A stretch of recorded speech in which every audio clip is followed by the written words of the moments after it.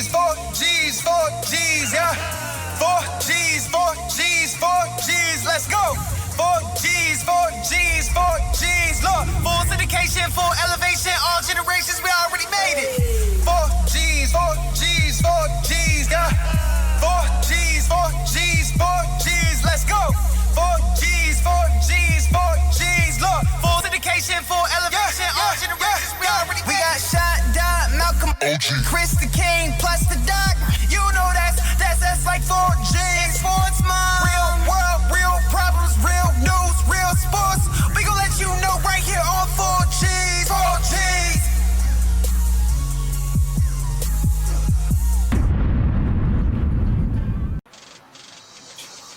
Welcome to another episode of 4G Sports. Of course, before we get started, hit the subscribe button, hit the like bell. You know every time we come on. I'm the OG. I'm the king. Hey, you know what it is. You got the doc. And we are honored to have. You know what? I'm not going to even try to give her an introduction. I'm going to let her introduce herself. Kandi, please tell our audience who you are and what you represent. Hi, thank you guys for having me on today. My name is Kandi Conda. Everybody knows me as Casey BizBoss. And I am the CEO of Life After Sports. And I want to say back in 1992, I bought a professional women's pro basketball team. So since then, I became the first African-American woman to own my own team. I'm in the African-American Hall of Fame for being the first African-American woman. And also, we just got our second Hall of Fame induction. We were inducted February 25th into the Kansas City Hall of Fame. And then we have about 5 or 6 more Hall of Fames that I'm on the list for. The league is on the list for. And then I moved here to Vegas. I used to be stationed here in Vegas in my younger years. I'm not that much younger, but you know, younger, as they say. Stationed in Nellis Air Force Base. And then I decided to move back. You know, the Raiders were coming. We had a lot of sports teams. And I used to travel around the country speaking and doing events. And I said, you know what? With all the new teams coming here, I'm going to move back to Vegas. So I moved back 2 years ago. We started our app. I'm going to move out the way, our Life After Sports app. And then we still do events. We bring together, we have a one-day mentoring program called Meet the Pros. And we bring young people to meet pro athletes to learn about their what's next and their what if. So if I don't make it, I can meet a sports, a physical therapist, or I can meet a sports attorney. I can meet an athlete. I can meet a broadcaster. So we bring that all together in a one-day format. And we've done Magic Johnson's church last year. We've done Aaron Jones play with the Green Bay Packers. We did him last year in conjunction with his annual football camp. So we do travel around with our Meet the Pro event. And yeah, so that's kind of what we do in a nutshell. And I do want to say this one thing. We're working on now, our app will have 75 workshops loaded up on a new server that we just built for athletes, for their families, everything from concussion protocol to how to get in sports, how to get in the draft, how to start your own speaking business, everything you need to know, any athlete of any age. And that will be up and running by the 1st of next month. That's great. All right. Very nice. Like I said, I couldn't give you justice on that introduction. I just couldn't. That's fine. All right, Miss Kandi. Who was your favorite female basketball player growing up? So, as you know, the WNBA hadn't really started when I was young, right? And I was really from Chicago, so I was more of a Michael Jordan. It was all things Michael Jordan. But as I got older, I did follow some of the women that were playing in the Olympics at the time. Nancy Lieberman-Klein, who I ended up actually meeting her again, and we actually just reconnected like 2 months ago, which is crazy. I mean, she actually was our All-Star game for the WBA. She was our host. So yeah, so Nancy Lieberman and other women that were playing in the Olympics at that time. Very nice. Okay. So we're talking about your time with the WBA, which we know preceded the WNBA. Did you ever have any affiliation as an executive or with players or anything like that when the inception of the WNBA happened and that transition from WBA to WNBA? That probably is one of the best questions ever asked in the universe, and let me tell you why. So so the WBA, as you know, was about 3.5 years, 3.5 years old. So they started that first year. It went total 4 years, they say on paper, 90 to 94. And so when the WNBA, and this is in the documentary The Vision, which is actually on Vimeo, you can see it now. Our founder actually was in the process of selling the WBA to the WNBA. And he says how he actually gave them all his paperwork, his intellectual property, how he ran the league, and they were supposed to purchase us. And then there was something that happened in negotiation, which I really can't talk about because there was a lawsuit. I'm not sure if it's still going on. Mm-hmm. And then so basically they folded our league. The New Jersey Blue Devils, basically hockey team, purchased our league, folded it. And then a year and a half later, we folded it. Actually, in 1995 was our championship game. So I misspoke on the 94. 1995 was our championship game. And then in 1997, the WNBA erected. And there was a bunch of who sold my idea, stole my idea, showed my idea type of thing. Okay. And so a lot of us were actually just out. So the WNBA front office did offer me a job to move at that particular time from Chicago to to LA. But my daughter was young. They were talking $25,000 at the time. And I just was like, you know what, it's not worth it. Now let's keep in mind the ABA, the ABL was in between there, between the WBA also and the WNBA. And here's something that's funny. They actually, do you know what the name of the Chicago team was? No. It was called the Condors. So I think they did that just to annoy me. Uh-huh. Yeah, a little big. Chicago Condors. That was the name of the female ABL team. So yeah, I ended up not really. They already had their owner. When they did the team, Craig Hodges' wife was the GM of that team. I think they didn't even make it a full year, and then next thing you know, the WNBA started. Okay. But they did invite me to some meetings to help them out, to see if I can help get them off the ground, because we had databases and things of that nature already. So. Right. Wow. Okay. How did you get into sports?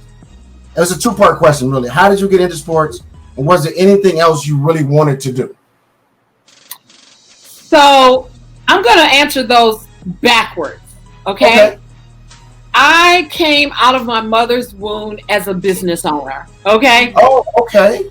I hit the floor as a business owner. My mother was a business owner. She, used to, she was a computer nerd way before her time. She wrote Fortran. And when I saw that movie, Hidden Figures, that was my mom. We had a key punch machine in the basement. My mom was writing, we had a big IBM machine upstairs. She's writing computer codes and all this stuff. I couldn't go out and play with my friends until I key punched first. So many boxes of cards. So I came out, an entrepreneur, hit the floor. So I've always been in business, and I actually got into sports as a business because I started a sports magazine. I was doing sports marketing, helping out some of the women's basketball teams in Chicago. So, there's nothing else that I've ever wanted to do other than be a business owner. And now I'm having the best of both worlds because I have a sports business. But because I started out, as an entrepreneur, doing consulting, technology, social media, I'm able to transfer all these skills and help my clients. Yeah. Right. That's amazing. Okay. So at what age did you realize your love for basketball? So, when you're in Chicago, Michael Jordan, but Yeah. Michael Jordan, because Michael Jordan, I think his tenure, was in my early 20s. I had season tickets at one time, but my family was a sports family. My family was a basketball family. My dad used to tell me stories of coming to the United Center, and they stood around and they just let them come in for free. I'm like, I just paid all this money for season tickets, and they let y'all come in for free. Excuse me, something's very wrong with this America.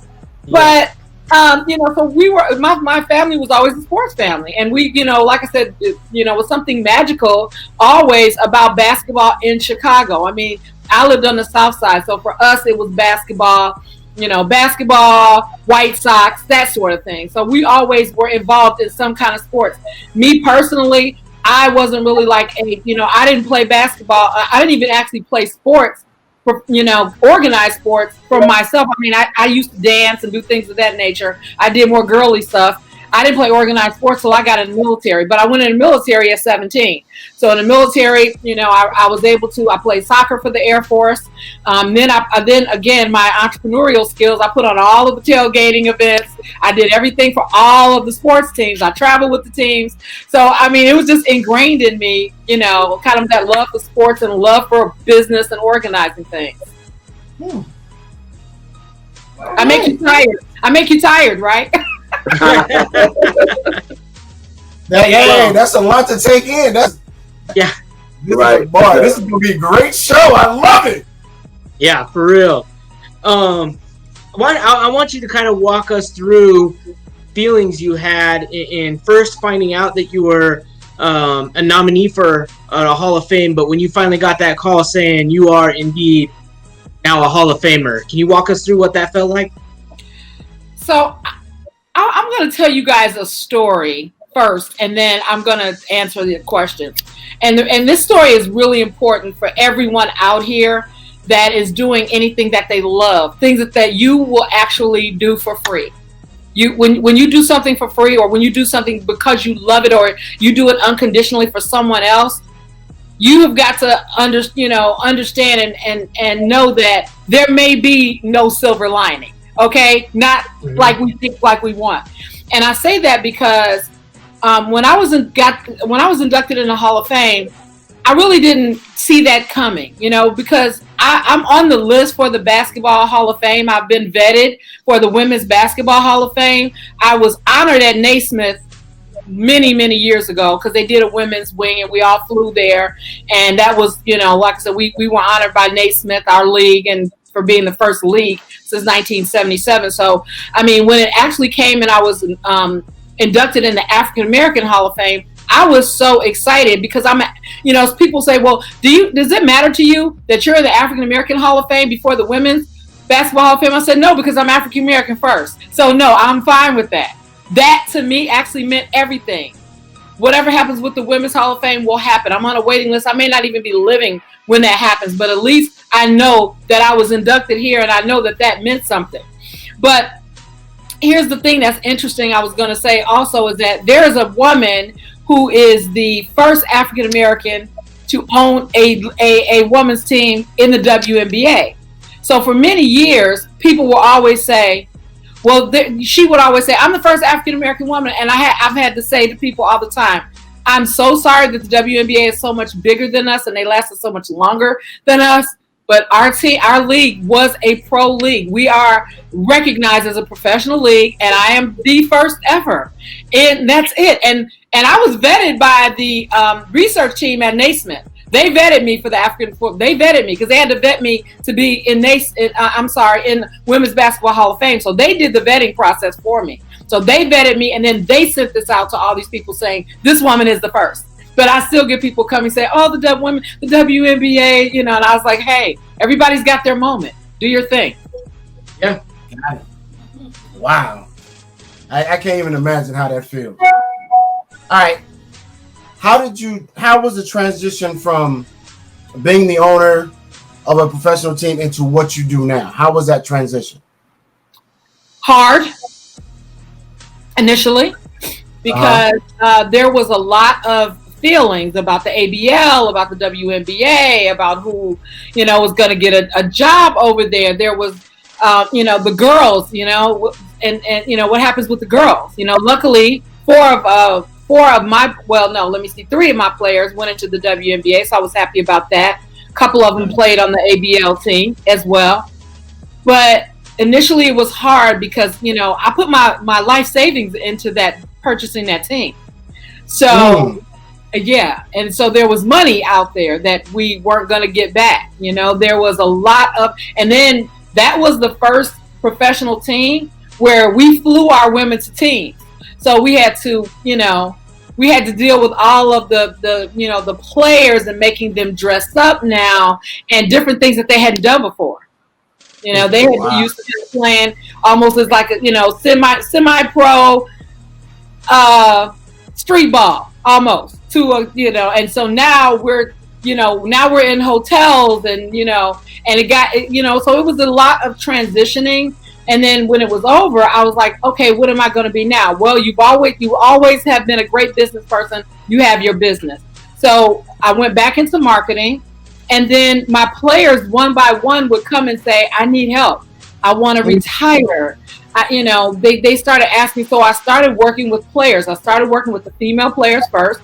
Then, of course, they would tell their friends. And then I started working with male players.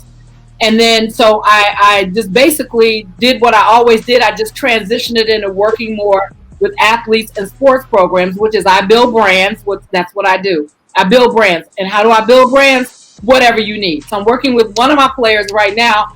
I'm actually writing her book. She was actually on my show, E.C. Hill. She was on my show before last that I have. And she was in the WNBA for 4 years, played on my team. And then now she's a college coach and doing very well. So we're working on her book project. I've got one athlete here in Vegas. I just finished his book project. Whatever it takes. Whatever it takes to get the brand going. But yes, it was a transition that I had to almost build this niche that I'm in now. Okay. Well, without spilling too much of the beans, tell us something about the books that you have authored so far. So normally I have books around me. Well, they're over there, but I have my own book called It's Your Go Season, which tells about, it literally has a little mini bio about the whole Hall of Fame. It has photos, but it is a motivational book for women, for entrepreneurs to basically, motivate them to keep going no matter what. It's your season every day. So it's like, it's your go season. It's your time.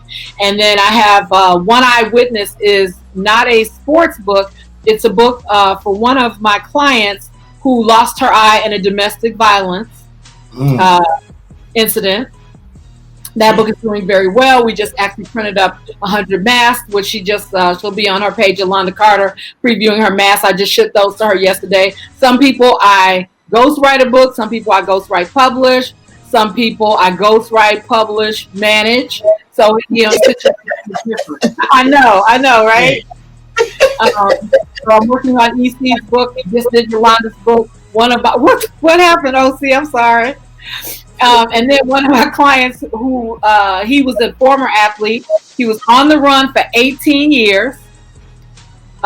Former college player. Thought he was going to the NBA.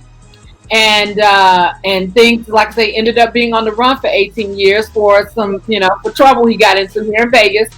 And he's running for Congress now. And I just finished his book called From On the Run to Running for Congress. So yeah, I've got some other books that I'm working on too. Oh, I know. We might need to do a part 2 of this show just to get into that book. Yeah. Right. That's an incredible story. Wow. So with your longevity and affiliation with sports and athletes, and I'm sure you've run across a variation of personalities, what advice do you have for young women athletes of any sport coming up? That's really a great question too, Doc. Number one, I tell all my athletes, especially my women, to make sure that you build a brand, because that brand will withstand everything. If you get hurt tomorrow, you've got that brand. and know what that brand plan is going to look like. I want to write a book. I want to do motivational speaking. I want to be a college coach. Whatever that is, make that plan, that, you know, work on building that brand and make that plan. But more importantly is to look at your life in terms of 3, 5, and 7 years and really work on your goals on the side. So if something happens immediately, you decide to have a baby, your whole life is not upended. Okay. Yeah. Okay. It's Here's my question, That's great. Okay. So, what was your mindset buying and running a professional women's basketball team? So I had an interesting mindset because I wasn't planning on buying a team. I was planning on being the marketing manager for the team and other things, right? Right. And helping out the women and doing what they needed to, you know. And so I had been working with, you know, five NBA players who thought it was cool to buy a women's team. I still to this day don't know why they backed out. Like one backed out, the other one backed out, and they just, you know, but I had done, one of them was a friend of mine. So I had done all the paperwork. I had gotten all the paperwork. I'd done all the research. Because mind you, this was the first league since 1977. This was the first league since the WBL. That was, you know, WBL, that was the last league. That was Nancy Lieberman, all those guys. Chicago Hustle was also had a league in that team. But that's how far you're talking from 1977 to, I mean, I'm sorry, from 1977 to 1992. Or 1, 2, whatever, yeah. So that was a long time, 20 years. So, you know, everybody was all excited when they saw these women playing. We didn't get a TV contract to the second year. That's when Liberty Sports came in. So you know, it was a, you know, phenomenon, and you had all these women. I mean, we did our tryout. We probably had 300. We had 300 young women come out to our tryout. We were overwhelmed because, you know, we didn't even know. Like I said, women were at that point. They went straight from college was it for them, right? When they finished playing, they went to college. That was the end. So this was the first professional league. So everybody was going crazy. Harvey Ketchings, actually, who was a friend of mine, became my mentor in helping me because I got scared. I'm like, oh my God, what have I done? Because guys kind of left me hanging. So I brought Harvey in. There's actually video of because we brought in Channel 7 and. When we made the announcement at Michael Jordan's restaurant, you will see Harvey Ketchings there with me by my side. And that is Tamika Ketchings' father. I mean, I know some people know this, some people don't. So I just always clarify. I know y'all sports guys, but, you know, occasionally somebody will say, who's Harvey Ketchings? You know, but so, yeah, Harvey's there by my side. I was like, look, hey, I need you here. So he flew in and came and actually kind of helped to mentor me through actually what I needed to do with the team, if I had, you know, a problem or if there was contractual issues, because I had a lot of contracts. Now I'm signing contracts for workout, for training, for season tickets, for, you know, all this other stuff that I had to kind of learn on the fly. Wow. OG, before you go, I want to ask a little addendum to that question. Go ahead. How many WBA teams were in that league that you guys were all kind of trying to manage? It was initially, so when I came in, it was 6. When we left, it was 10. Oh, okay. When we folded, it was 10 teams. Okay. With everything going on right now, and if you still own the team, they wanted to protest in any sort of way. Would they have to come to you, or is that something you would let them decide to do, or you would want input on it, or what? Well, you know, there's a lot of different layers with team ownership, as you know. You have you got GMs, you got the GM in terms of the upper echelon of management. And it is way different now than it was then. But even now then, you still have a GM to contend with. You have the owner. Then you've got the TV. The TV people have a lot to say with what goes on. Don't let anybody get that twisted. Once they start airing stuff on television, they got a stake in it. They got a, you know, dog in the fight because of money and advertisement and things of that nature. You know, and then of course you've got the players. I mean, arbitrarily, as an African American woman, I would stand behind it 100%. But it is, you know, that's why this has been so newsworthy and why the players are going crazy is because why Kenny Smith walked off, because all of this is happening because they haven't been before able to really do what they wanted to do. If you had Colin and Eric Reed, those guys out there by themselves really for a long time, and everybody else scared as heck because they're scared of losing a paycheck, they're scared of not playing, they're scared of getting a fine, on and on and on and on. And you want your position on Sunday football or Monday football, then you better not be doing that. And then on top of all of that, let's also think about they've got agents and managers and all these people that are eating off of them. So that's why I tell everybody COVID is awful. I hate that these people have died, but in the grand scheme of things, this would have never happened if it wasn't COVID, because the reason why it wouldn't have happened because they didn't have to contend with the fans, the cost of the stadium, and all of that was not an issue. That made it easy for them to do. So God works miracles in different ways. Okay. Well, that's I hadn't really thought about it like that. That's right. Yeah, and then, true. Especially when she brought in the TV part, I had no idea the TV even had to say so. Yeah, I mean, it makes sense from a monetary standpoint. They're like, check this out. There's money on the line. Yeah. Right. Oh my goodness. So switching gears a little bit, I wanted to give you this platform and time to tell us about your Life After Sports app and what kind of information and resources it provides. Thank you, Doc. So right now, the app, we have a Behind the Ball series on there for student athletes. And on the Behind the Ball, this is where we interview different types of pro athletes, their trainers, their coaches, and they leave tidbits of information for our young student athletes. Then we normally have a registration page for anything, whatever our next upcoming event is. But what's really important is we have some forms that you can fill out. Say, for instance, you're a pro athlete and you need some help on your branding, on your book, or whatever it is that you need, or you need help or assistance on your upcoming football camp, basketball camp. You can fill out the pro athlete concierge form, and we will help you, or we will get someone for you. And then, so the app, and then if you are a person that wants to work with an athlete, we have a space on the app where you can actually book an athlete. So there was an event in earlier this year, well, pre-COVID knocked it out, but it was an event in Memphis, and they had $5,000. They were looking for a basketball player, so we had we did a push notification out to all of our agents saying, hey, if you got a player that wants to come to Memphis to do an appearance for this event, it's $5,000. We take 5%, and you guys get the rest.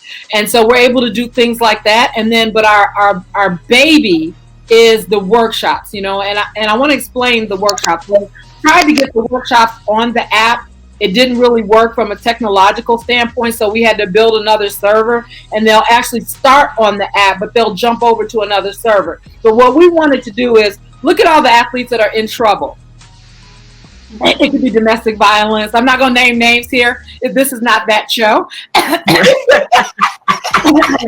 But they get into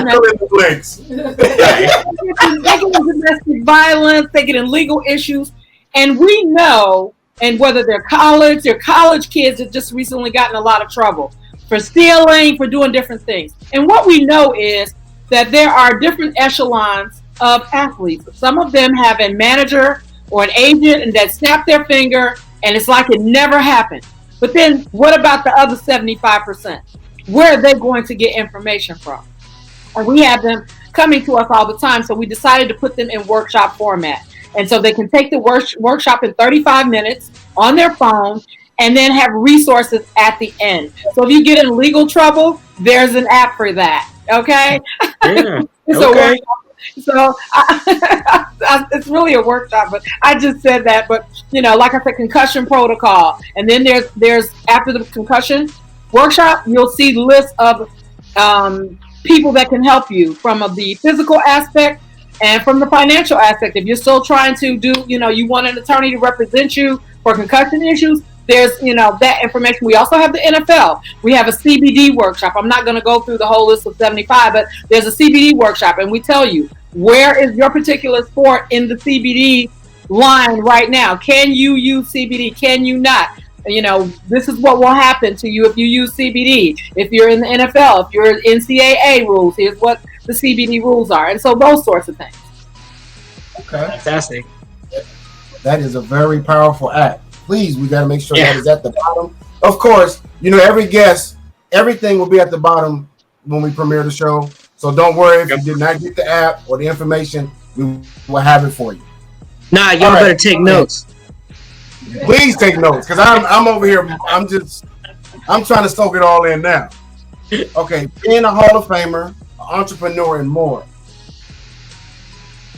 Did these accomplishments assist in creating a roadmap for your daughter and other women to achieve their goals and succeed? Well, absolutely. First of all, my daughter ended up playing basketball from 3rd grade. So I was a basketball mom, okay? After college, she kind of gave it up. But she's an entrepreneur. She works on first of all, she got her degree. She has 2 degrees, but she works on the radio in Los Angeles. And she worked for the Jasmine brand, which is a blog. She's an on-air personality. And then she also is an entrepreneur. She has a sunglass line and accessory line. And of course, she's written a couple books. So yes, she, actually, she's my roadmap all the way through. She likes to drink every drink of Kool-Aid that I've had out there. She drank all the Kool-Aid. Okay? All in the Kool-Aid. She drank all the Kool-Aid. Okay. And so that's interesting because I think that not only do a lot of other young women follow her and look at they always say, "Oh my God, you're lucky to have your mom. She's giving you everything." I've given her knowledge is what I've given her. She runs her own course. I've given her the knowledge and the roadmap to do it. Just is like you said. And I do mentor a lot of other young women. They call me for whatever, if it's business, if it's sports, and it's so interesting about that. One of my players, our star player, by the way, if she watches this, she'll probably kill me. She just got her PhD. I'm so excited for her. But we didn't talk for a very long time. And she came to me and said, I thought you were a BITCH, back in the day. She said, but now I understand everything that you did, why you did it. She says, and I'm going to apologize to you. Because, I didn't have to buy that team. I didn't have to. I scraped up every dime that I owned and my family and everybody's money to buy that team. Okay? When everything fell apart. I didn't have to do that. Right. But at the time, I didn't want to disappoint all of these women in Chicago that this would have been their first opportunity to play pro. And actually, I was the manager and the owner at different times. Because I purchased the team in the last 8 months when Liberty Sports Network came in, they took all of the teams from us except for 2. And they owned the teams for the last 8 months of the league. And I stepped down to be the GM of the team. So I went through a lot of different things, because now I'm like, well, where's my money at? I don't mind stepping down, but is there a rebate check here or something, or something or other? Something, some kind of. She's like, I just want to stop right there. Yeah. When you do these interviews, how they're going to be replayed. You have to always, make sure. Yeah. Hey, I don't have to go. Y'all better pay her. Hey, get us one of them.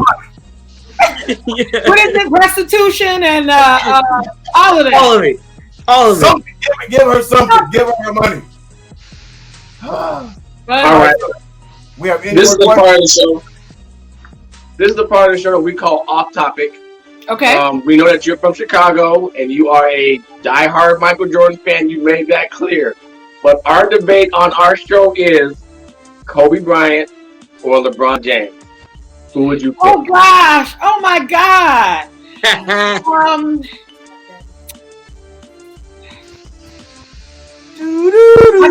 know. I got something. Okay, so I'm gonna say, just for today, I'm gonna say LeBron James. Oh. Oh. Oh. Take it out of my heart. Oh. I'm gonna say LeBron James. Now, listen to that. I love Kobe Bryant. And oh my God, what a king to be resting in heaven right now alongside Chadwick. And one of my partners is Kobe's brother-in-law, and he's gonna kill me when he sees this. Okay? How about that? But the reason why I said LeBron, I'm gonna tell you why, is because he's with us right now. I know this was a who's the best, but LeBron is with us right here, right now, and he's being woke, more woke than he's ever been in his whole life. And I want to applaud him for that. I know that wasn't a question, but that's how I got to answer that. I want him to continue to motivate these young men out here to do what they're doing in the league. So I don't want to take anything from him. If Kobe was alive, I probably would have said Kobe. But since he's not, I got to give it to LeBron. Okay, well, since you put it that way, I'll own my heart. I'll fix my heart. I'll be okay. You know, it's interesting though. If we think before we get into my all weight section of our broadcast, the two that we've had pick LeBron have both picked him because of his off the court. Correct. I mean, primarily because Kobe gonna smoke him on the court, but we'll, that's something. Yeah, I'll give you that. But seriously, it's his off the court because the number one player we always consider in Jordan and across the board, he tended to stay away from any of the controversy and just stuck to balling, which was his. I mean, he was a certified killer, so that's just what he was about. But yeah, that was interesting. But he's redeeming himself now. Oh yeah. Mm. Yes, better late than never. So in the I'll wait portion of our program, we want you to give us your Mount Rushmore. We typically say WNBA players, but I think given your affiliation with WBA and things like that, we want your Mount Rushmore of women's basketball. Let's put it that way. When you say Mount Rushmore, what do you mean? Your top 4 players all time. Oh wow, that's so hard. Lisa Leslie. Yes. Huh? I gotta say Tamika Catchings. I would get killed if I didn't say that. Yeah. Yes. Dawn Staley. Yes. Uh-huh. And I'm gonna say Brittany Griner. I'm gonna say Brittany Griner for right now. Okay. The GOAT's on Griner's team, Charasi. And I can't think of the girl's name here in Vegas, and that's horrible because I've only been to one Aces game, and that's because my friend was one of the executives, and I was getting free tickets. And what's the tag? They would kill me. But a girl here in the Aces. I just started really watching her last year. Okay. But they are a good team though. The Aces, they are a good team. They're a great team. So yeah. You know what? Before we even end the show, and since you did mention Vegas, with all the sport teams coming to Vegas, does it seem? I mean, the old argument, about the betting and all that kind of stuff. As Vegas kind of ended that shadow, and more teams will start moving to Vegas. You think? They're here, honey. Yeah. They're here. So you got the Golden Knights. Right. Now you got the Raiders. There is a AAA baseball here, right? The Aviators. Well, they changed their name. They're the Aviators now. They are supposed to be actually tearing down one of the casinos, and they're going to build another baseball stadium for pro baseball. Oh yeah, they'll have an MLB team in under 2 years. Yeah. Yep. It's already. They're already talking about tearing down the Rio. Yeah. Tearing down the Rio. Yeah. Wow. And then there's under the table talk of an NBA team here in 2 years. I'm moving to Vegas. So here's the thing. So I always debate with people all the time. For many years, I say they didn't want sports here because they wanted you to concentrate on gambling and that's it. I think they've reached their utopia of what they're going to make in the casino. People have been there, done that. So then they transitioned to parties, if you notice, in the last 5 years. You've had people come here for Dre's parties, and the pool parties have been the big thing, especially for the millennials. That's been their thing. But the millennials don't gamble. Right. Not in comparison to, you know, and I would say an over, I guess, 35 crowd, or over whatever number you want to put in there. So now there's like, okay, how are we going to get their money? And somebody was like, okay, we've been fighting it. We're going to have to bring in sports. Now, again, I have a gambling workshop and a drug and a alcohol workshop on the app for that very reason of why. The reason they didn't want to bring the athletes here is because they were scared that the athletes would be involved with, you know, illegal drugs and gambling or whatever. Yep. And that's why and all of our workshops that we have will actually also be, once COVID releases, they're going to be in-person workshops as well. Okay. You know, so we're going to be working ahead to jump on all of that stuff, so we can get the athletes educated about drugs, about alcohol, they know it. We know they know, but until they get in trouble, we won't mention any names. They have to get bitten first. Yep, that's right. Okay, I'll say one name. Don't get mad at me. He's a Cowboy. He just got reinstated, Gregory. Oh, yeah. Randy Gregory. Yep. I was not going to say any names on here. I got a whole long list. I got a whole long list of them. Yeah, OG ain't never scared. He talks about LeBron's stepdaddy all the time and all this other stuff. Oh, see, we weren't gonna bring that up today. We wasn't gonna bring up the stepdaddy. I was told not to say nothing about the stepdaddy. Oh man, that was funny. You guys have been amazing. I love this format that you have. I really do. Thank you. Okay, let me explain the stepdaddy situation. We were talking about LeBron, and I brought up the fact that he was playing with Delonte West, which technically was his stepdad for a little bit. And it was a joke. But now, it becomes part of the show almost every now and then. Yeah. But I wasn't going to say it today. That's not fair. That's so mean. That is so mean. So disrespectful. Hey, it was all out of fun, nothing serious. But hey, I was told not to say it today, and I didn't. So, thank you, Doc, for bringing it up. That's funny. Miss Kandi, we want to thank you for coming on the show today. It's been an absolute pleasure. I've learned a lot about your league that you were in, about the insides of the league that you were in. I greatly appreciate it and gained some knowledge I had no idea about. Now I do know, and I appreciate that. We thank you so much for coming on the show again. And please, please, please come back at a later date. Yeah. Oh, yes. Yeah, for sure. We can go into other things for another show and the show after that. Yeah, and if you guys end up needing a person for one of the shows, if something happens or whatever, just bring me in. Oh. Yeah. All right. We do have a show coming up called The Coach's Corner. All right. Oh, yes. We might have to call you in for that for a different part, different perspective on it. I got you. For real. All right. Okay. Hey, we want to thank you all as usual, all of our supporters, all of our watchers, all of our viewers, all of our subscribers. Please keep sharing our content as we premiere. Once you subscribe, you hit that bell, you'll get indicators when we are going live. So go ahead and hit that bell. Everybody keep sharing, keep supporting, have your friends share. We appreciate all the love thus far. Today, I'm going to actually sign off with first with Ms. Kandi. We appreciate you coming on. That was great insight.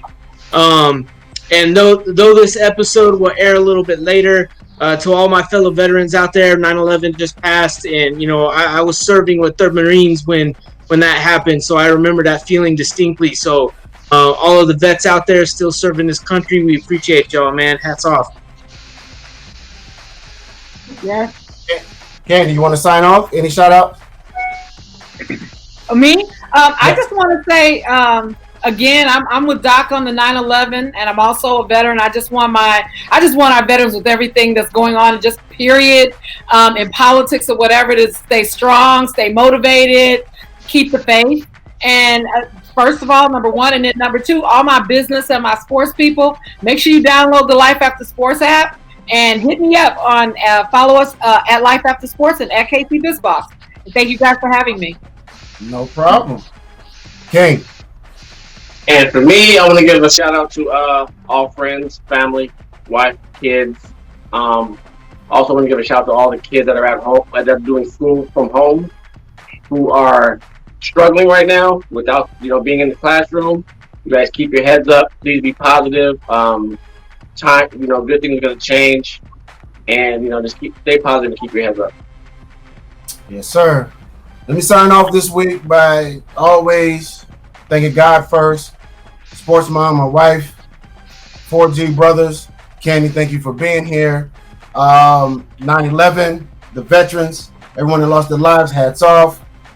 Even though today is 9/13, I also give a rest in peace to Tupac Shakur, who passed on this day. My kids, everyone else, thank you, supporting the show, continue to do it, and we love everyone, all right? So, thank you for watching the 4G Sports once again. For all information, contact information on Kandi will be in the description underneath the show. If you have any comments, you can hit us up at 4G Sports, sports with the Z, at Gmail. We're on all social media platforms, YouTube, Facebook, IG, SoundCloud, and Twitter at 4G Sports. That's Sports with the Z. And until next week, 4Gs, we out.